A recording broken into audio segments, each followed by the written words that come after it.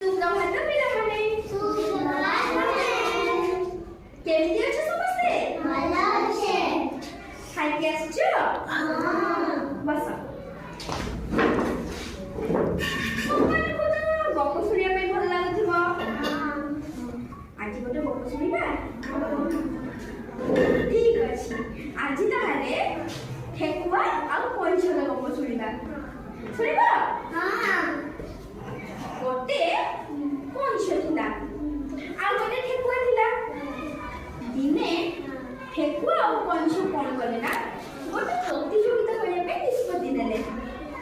ସେମାନେ କହିଲେ ଯିଏ ଦୌଡ଼ରେ ପ୍ରଥମ ହବ ତାକୁ ଗୋଟେ ପୁରସ୍କାର ମିଳିବ। ଗୋଟିଏ ମୁଣ୍ଡରୁ ଦୌଡ଼ିବା ସେମାନେ ଆରମ୍ଭ କଲେ ଆଉ ଗୋଟେ ଶେଷରେ ସମାପ୍ତ ପାଇଁ ଗୋଟେ ଚିହ୍ନ ଦେଲେ।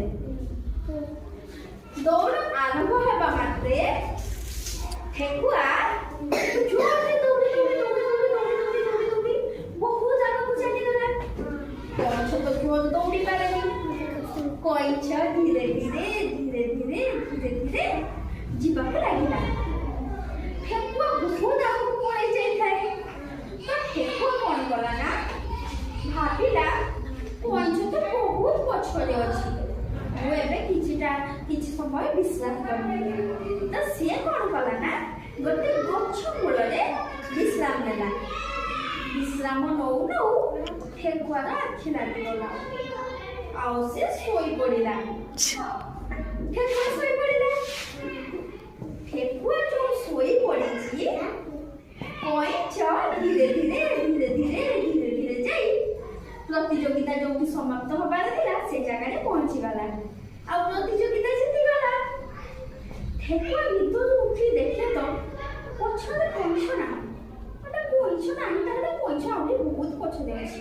ମୁଁ ଏବେ ଦୌଡ଼ି ଯାଏ ଜିତିଯିବି ପ୍ରତିଯୋଗିତା।